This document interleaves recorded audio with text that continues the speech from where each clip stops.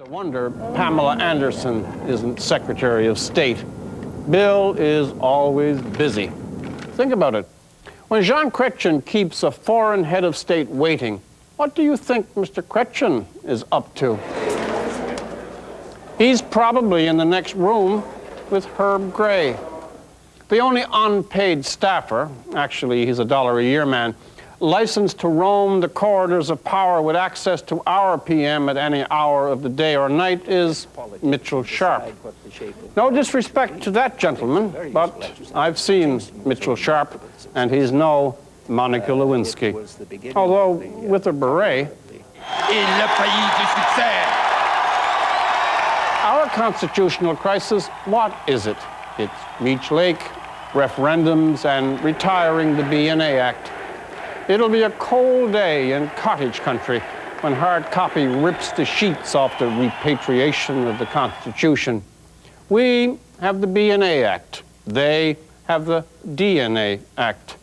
We have Chief Justice Antonio Lemire. They have the O.J. shill, Barry Scheck. The Americans are just more flamboyant. When they go to hell, they put flashing lights on the handbasket. Dry cleaning. Dry cleaning has no, I repeat, no constitutional implications for Canadians. Dry cleaning is not mentioned in the separation of powers. Even Mr. Bouchard has never listed dry cleaning as an area of exclusive provincial jurisdiction. Then there's the wording of the question. When Canadians hear that phrase very properly, they go to sleep. When Americans, on the other hand, hear it, they have to go to the bathroom. Our question is whether 50% plus one constitutes a majority. I get a flush just saying that. Their question, let's be delicate, seeks to separate the arrow from the bow, the dancer from the dance. Down below, they've called in the Jesuits and Dr. Ruth to determine that wonderful boundary between Monica's performance and Bill's applause. It could be, I suppose, that Ottawa's just not as sexy as Washington. In Ottawa, the consensus among MPs is that Viagra is one of the newly emerged Baltic states. Around the White House, it's considered the key to a third term. They're so much looser, more informal down there. We have a crisis, and there's a constitutional conference. Monica shows up with a pizza, double cheese and pepperoni. That is the crisis. Beware of tidbits bearing tidbits should be inscribed on the Great Seal of the Republic. It may be naive Canadianism on my part, but I think we win in the comparison. Our problem has, over time, let's see, the Plains of Abraham, the great champions Levesque and Trudeau, and for all its tedium, a little dignity. The Americans, a dirty dress, a scavenging Ken Starr, and a 52-year-old adolescent who probably thinks dignity is one of those newly emerged Baltic states. God save America. I'm Rex Murphy. Please stay with us. The National will continue in a moment.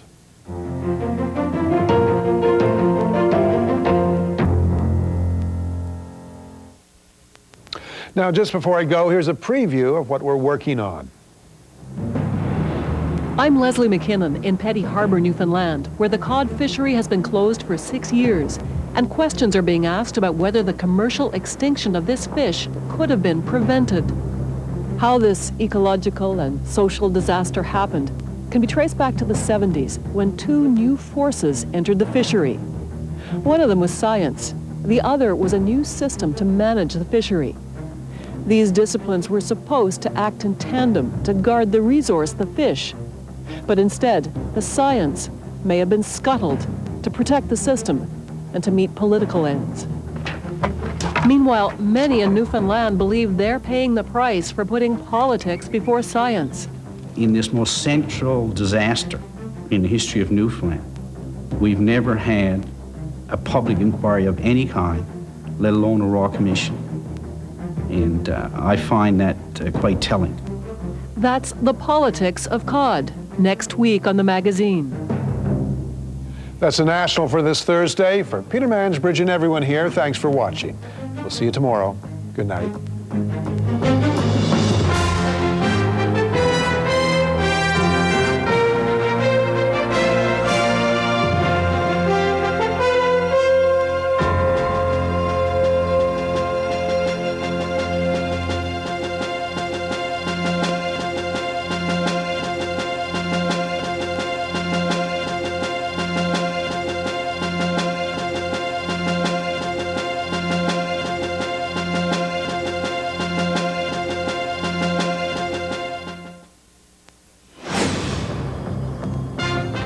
From CBC News.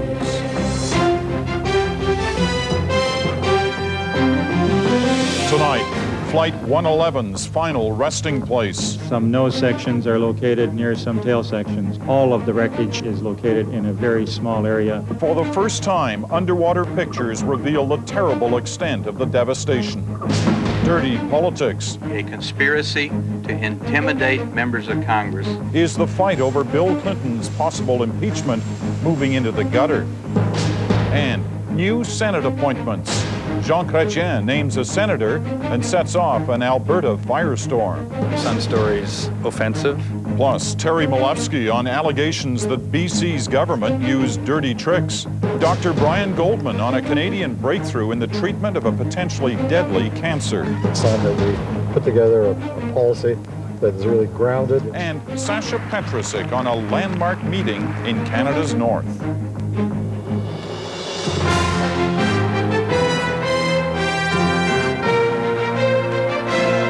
The National with Peter Mansbridge. Good evening. Canadians got their first look today at where Swissair Flight 111 finally came to rest. A small patch of ocean floor near Peggy's Cove, littered with bits and pieces of a broken jet. The underwater pictures come from the Canadian Navy, stark images of a terrible disaster. Our reporter on this story is Laurie Graham. It's a jagged jungle of wreckage in an area the size of a hockey rink. It holds millions of fragments that investigators are struggling to collect and identify. That may be a scuttle or a window. Looks like some more windows. It's a very dangerous area for the divers, and it's very slow going. Divers have managed to bring up some parts of the plane, but they don't reveal very much. There are many, many pieces of wreckage of this size, smaller,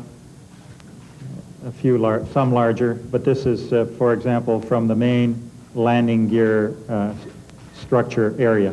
The area of the wreckage is very, very jumbled in that some nose sections are located near some tail sections.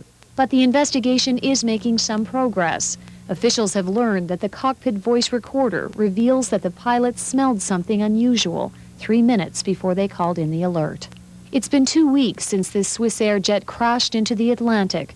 So far, only 10 of the 229 people on board have been positively identified, but DNA testing may provide a breakthrough. Unique DNA pattern representing more than 142 different people have been established. This does not mean passengers have been identified, but it does at least bring pathologists a step closer. These are not matches of DNA. These are DNA fingerprints that allow for the individual identification of pieces of the remains that we have. The work is slow, difficult, and for the divers, dangerous. It may take weeks before they can collect the rest of the remains, and much longer for investigators to sort through this debris and figure out what caused the crash of Flight 111. Laurie Graham, CBC News, Halifax.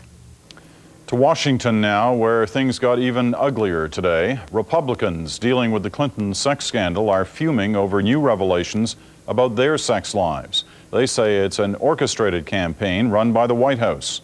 Anna Maria Tremonti has the latest. We will never be intimidated by these scorched earth tactics. Republican congressmen are calling it a sexual witch hunt, and their fury thundered through the corridors today as they demanded an FBI investigation and leapt to the defense of Henry Hyde. Allies of the president are now dishing dirt on the most respected member of this House. Hyde is the Republican chair of the House Judiciary Committee, the man who would oversee any impeachment process. An online magazine has reported an adulterous affair Hyde had 30 years ago. He calls it a youthful indiscretion and says it has no bearing on his ability to do his job now. Are you on the list? Am I on that list? Even some Democrats, like James Traficant, charge the White House has mounted a smear campaign. And it's time for the House of Representatives to tell the White House that their spin to win could provoke the move to remove. In the last week, 2 other Republican legislators have had past affairs exposed in the news. Both had been critical of President Bill Clinton. Helen Chenoweth went as far as to run television ads on morality. The personal conduct does count, and integrity matters. The White House has a zero-tolerance policy. White House officials deny any involvement and have promised to fire anyone caught spreading such information. This latest turmoil emerged as the Judiciary Committee continued debate over whether to release all or part of videotaped testimony of Clinton before the grand jury in the Starr inquiry. The whole purpose in releasing the tape is to once again embarrass and humiliate the president. Nice guys. If he was anxious about the events unfolding, President Clinton gave no outward indication. He spent the day hopscotching from Washington to Cincinnati to Boston, attending a labor convention and 2 Democratic Party fundraisers. There's much speculation here that Clinton's ongoing troubles may alienate Democratic Party supporters. But in fundraising sweeps this week alone, Clinton's appearances have raised more than $5 million, a financial tally that may speak even louder than the polls. Anna Maria Tremonti, CBC News, Washington. What the polls are saying is a big question in all of this, of course, what the people are saying. David Holton went outside Washington to listen to Americans who aren't politicians. It's a time when fall fairs sprout like mushrooms across the United States. A time when average Americans have rarely seemed so out of step with what their media and politicians are saying in Washington. Among most people attending this county fair in Maryland today, there was a degree of sympathy and forgiveness for Bill Clinton that's not much evident in the Capitol. I think they're out to get Clinton. I think they have been since the day he came to Washington. I think that we should stay out of the president's personal life and give him credit for what he's done for the country. Well, I try to, drag it through the mud any longer. His family knows what's going on, so let it be. Get set, go. Ring that bell. There you go, guys. At the fair's annual skunk race, the general feeling was that there's a bad odor surrounding everyone connected to the Monica Lewinsky story. I think Clinton's the skunk. I think he should have done what he did, and I don't think he should have lied about it. I'm disgusted by what the president did. Reform Party just last weekend, they'll now pay $4,000 each and run in the election for a Senate job that's already been filled. But they say all of this has raised the profile of what is basically an exercise in principle. I just want them to get out and vote and send the message to Ottawa. We want an Alberta senator, not a Jean Chrétien senator. We already had thousands, hundreds of thousands of Albertans that were going to vote in this election. Now the ones that are mad about this are going to vote.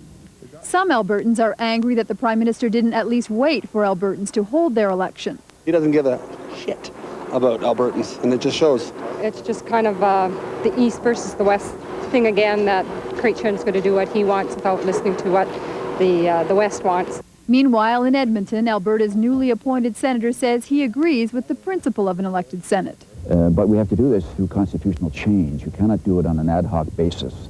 Alberta's Senate election has always been a bit of a hypothetical exercise, a plan by the Reform Party and the provincial Tories to put Senate reform higher on the public agenda.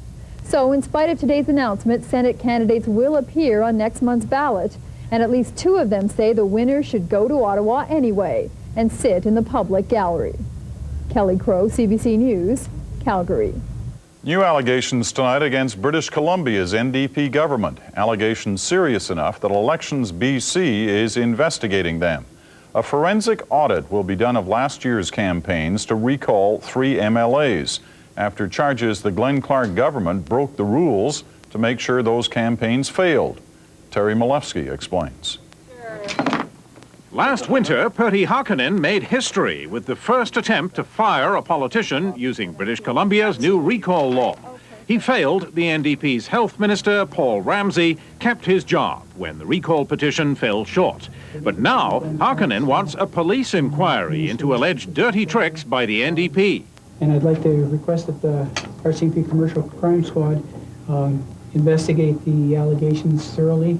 The allegation is that Premier Glenn Clark's political staffers joined the campaign without reporting their expenses. The Vancouver Sun calls it a dirty tricks campaign and says party brass wrote dummy letters to the editor for local volunteers to sign, telling them to be very careful, make sure you change adjectives and flip the sentences to avoid detection. The Sun also alleges that expenses like polls, airfares, and salaries were not disclosed to the elections office. The Vancouver Sun story's offensive. Clark says the expense stories are wrong. I'm advised that those are inaccurate, that they're not correct, but clearly they should be investigated, and they will be. Clark threatened to sue the Vancouver Sun unless it retracts its story. The opposition, of course, endorsed it. This is a government that's corrupt to the core. It goes right into the Premier's office. And I believe there's only one thing to do to restore any honor or dignity to this government, and that's for Mr. Clark to call an election. So far, though, there is no proof of anything illegal. The real issue is political.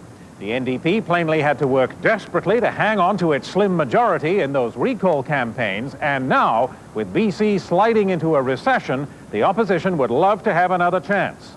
Clark doesn't have to call an election, though, for another year or more. Jerry Malevsky, CBC News, Vancouver. The Canadian Armed Forces is looking into another incident involving its soldiers. It's investigating a ceremonial dinner in which a pornographic movie was projected onto a huge Canadian flag. The event in Sherbrooke, Quebec on the weekend also featured a streaker. Local dignitaries, business people, and their spouses were among those attending the dinner, marking a change of command in a reserve infantry unit. A cattle ranch in northern Mexico was the scene of a horrifying massacre today. It happened near the resort town of Ensenada, just an hour's drive from the U.S. border. 19 men, women, and children, including a baby in diapers, were pulled from their beds, lined up against a wall, and gunned down. The victims were neighbors, members of 3 well-off ranching families. Police say they don't know the motive, but speculate drugs were involved. The area is a major corridor for smuggling cocaine into the United States. It's called Kaposi's sarcoma, a type of cancer often associated with the late stages of AIDS. But now, thanks to a Canadian discovery, there is new hope. Doctors in Alberta have developed a new treatment, and today it received approval from Health Canada. With more, here's Dr. Brian Goldman of The Health Show. Hi, my name's Peter. He was known simply as Dr. Peter. For more than 2 years until his death in 1992, he chronicled his battle with HIV for television viewers in Vancouver. For the past 3 weeks or so, I've had a lot of pain associated with this area of Kaposi's sarcoma on my left thigh. Kaposi's sarcoma was the most telling marker of the disease, cancerous nodules that immediately identify people with AIDS. This cancer specialist says the problem is more than cosmetic. If it involves the lungs, it can leave a person quite breathless or predispose them to pneumonia. So unfortunately, it causes some people to die. Researchers at this University of Alberta laboratory have made a major breakthrough. Conventional cancer drugs play havoc with an immune system already weakened by HIV. What these researchers have done is combine one of the drugs with a revolutionary Canadian technology. The result is a powerful new weapon. The drug, called Calyx, takes a conventional cancer-fighting drug called doxorubicin and encases it in a tiny coating called a liposome. Like a biological stealth bomber, the coating helps to sneak the drug past the body's natural defenses. That enables the drug to concentrate itself inside the tumor, leaving healthy cells unharmed. Right. The inventor of the liposome says that means fewer side effects. So there's less hair loss, there's less nausea and vomiting, there's less heart toxicity, and all of this is very important. Dr. Ian Quirt says the results are twice as good as conventional chemotherapy. The shrinkage of the lumps has led to a major improvement in the way they feel, their ability to eat, and their ability to function. And there are the cosmetic benefits of this new treatment, as shown in these photos. To be able to get rid of those lesions, to have them vanish or at least become almost unnoticeable is an enormous plus. Researchers say this new technology has implications that are far beyond AIDS. A Canadian study is trying to find out how well the drug works against breast cancer. The technology may also lead to new ways to deliver more powerful antibiotics. If researchers are right, a tiny Canadian invention may have a giant impact on healthcare. For CBC News, I'm Dr. Brian Goldman in Toronto. Next in tonight's news. A world first, and it's happening in Canada's north.